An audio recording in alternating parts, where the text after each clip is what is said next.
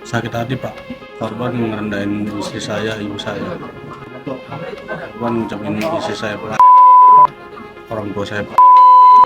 Kronologi Fauzan si penjagal bunuh mantan istri sirinya, sakit hati dengan ucapan korban.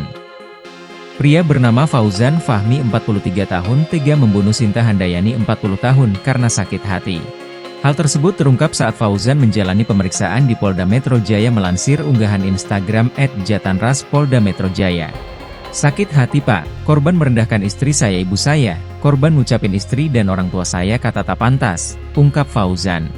Diakuinya saat melakukan aksi kejinya, Fauzan menuturkan jika gelap mata karena emosi yang tak terbendung akibat pernyataan korban.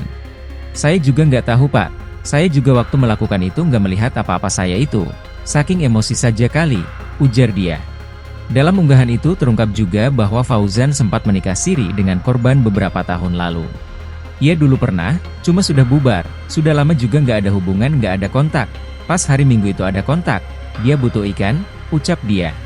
Kasubdit Jatanras di Treskrimum Polda Metro Jaya AKBP Rovan Richard Mahnu menjelaskan Fauzan menghabisi nyawa korban dengan cara mencekik leher Sinta dari belakang sampai tidak sadarkan diri.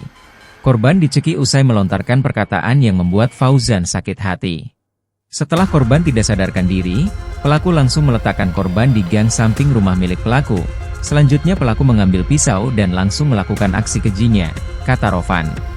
Mayat korban kemudian dibungkus dengan selimut, busa kasur, dan karung sehingga menyerupai bungkusan ikan. Karena background daripada pelaku ini adalah sebagai broker ikan di pasar lelang Muara Baru, ungkap Rovan. Sakit hati Pak, korban ngerendahin istri saya, ibu saya.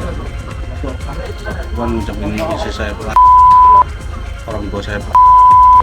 Download Tribun X sekarang, menghadirkan lokal menjadi Indonesia.